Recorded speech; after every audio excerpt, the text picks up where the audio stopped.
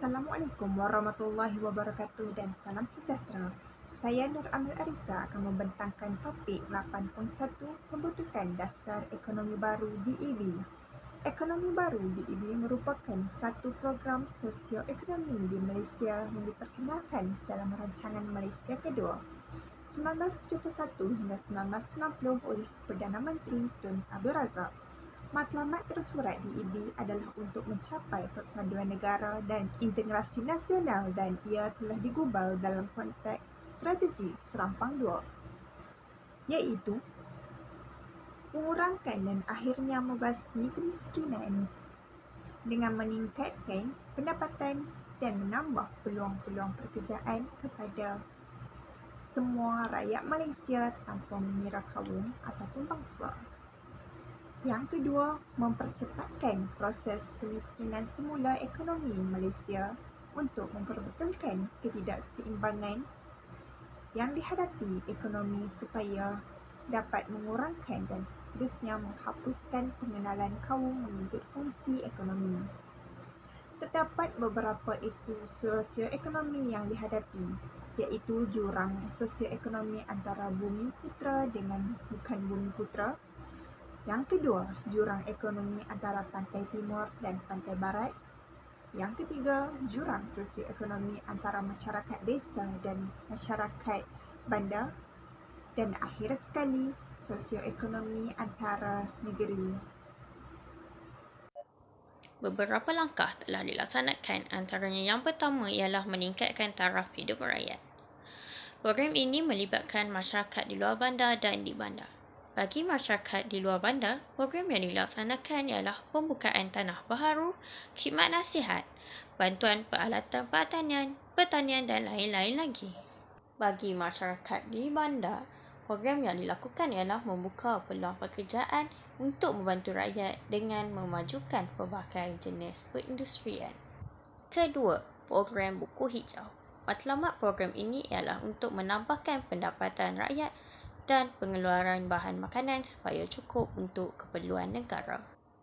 Ketiga, peranan agensi kerajaan. Beberapa agensi kerajaan telah ditubuhkan untuk memperbagaikan kegiatan ekonomi dan membuka peluang pekerjaan. Sebagai contoh, Lembaga Kemajuan Ikan Malaysia ditubuhkan pada tahun 1971 untuk meningkatkan taraf hidup nelayan dan memodernkan industri perikanan Malaysia. Keempat, Lembaga Kemajuan Tanah Persekutuan, Felda dan Pembangunan Tanah. Pembukaan tanah baharu dilakukan secara teratur di bawah Felda. Penduduk luar bandar yang miskin dipindahkan ke kawasan Felda. Ya, pembangunan wilayah. Pembangunan wilayah dijalankan dengan pembukaan tanah untuk industri getah dan kelapa sawit. Antaranya ialah Lembaga Kemajuan Johor Tenggara ke Johor, Lembaga Kemajuan Terengganu Tengah ke Tengah, Lembaga Kemajuan Pahang Tenggara, Dara dan Lembaga Kemajuan Kelantan Selatan ke Sedap. Urban Development Authority secara rasmi UDA Holdings Berhad merupakan syarikat pegangan milik Kerajaan Malaysia yang diperbadankan pada tahun 1996. Ia ditubuhkan bagi melancarkan dan menyelia projek-projek pembangunan bandar yang berkaitan dengan sektor perniagaan, industri dan perumahan. Ia juga ditugaskan membangunkan prasarana kawasan bandar. Pengerusi UDA yang terkini ialah Datuk Jalaluddin alias berkuat kuasa 13 Mei 2020. Pemilikan modal saham bagi mengimbangi pemilikan harta dan saham perindustrian antara kaum bumi putera dengan kaum bukan bumi putera. Permodalan Nasional Berhad PNB telah ditubuhkan dan skim Amanah Saham Nasional Berhad ASN telah dilancarkan pada tahun 1981. Kaum bukan bumi putera turut diberi peluang dalam pemilikan saham dengan pengenalan Amanah Saham Malaysia.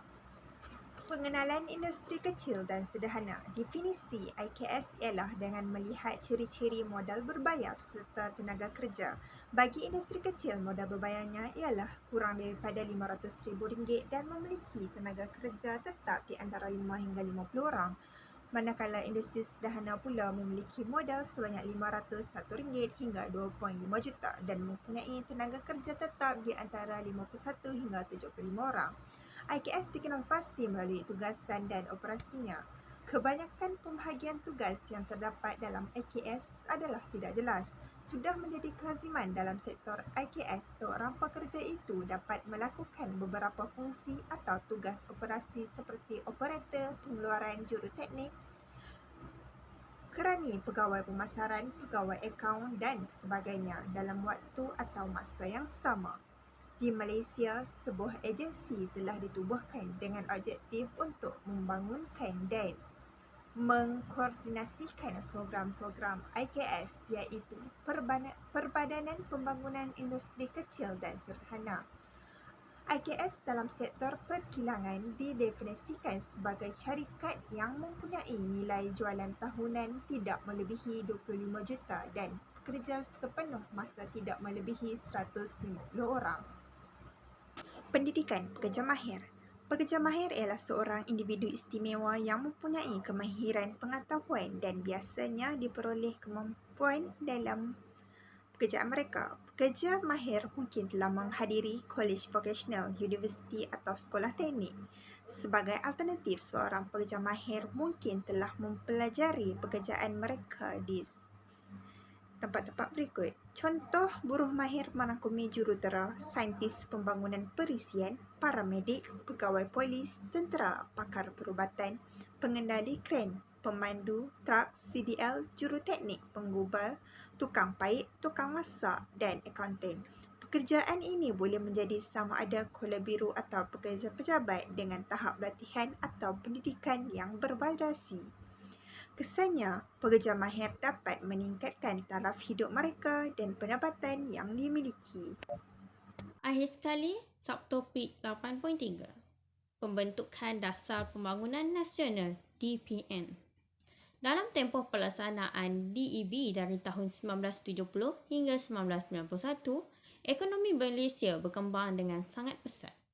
Jadi, usaha yang dilakukan melalui DEB diteruskan dengan DPN. DPN yang dilancarkan oleh Perdana Menteri Malaysia keempat Tun Dr. Mahathir Mohamad pada 17 Jun 1991 merupakan kesinambungan DEB untuk tempoh 10 tahun iaitu dari tahun 1991 hingga tahun 2001. Matlamat DPN ialah untuk mencapai perpaduan negara melalui pengagihan kekayaan. Matlamat ini dilaksanakan melalui Rancangan Malaysia ke-6 dan Rancangan Malaysia ke-7. Objektif DPN ialah mewujudkan masyarakat bersatu padu dengan memperkukuhkan kestabilan sosial dan politik serta mengekalkan pembangunan ekonomi yang berterusan.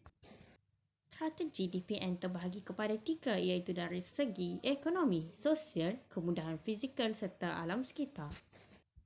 Sebagai contoh, dari segi ekonomi melaksanakan program penanaman semula, dari segi sosial mewujudkan masyarakat perindustrian dan perdagangan bumi putera, akhir sekali dari segi kemudahan fizikal dan alam sekitar, pembangunan mapan tanpa mengabaikan alam sekitar.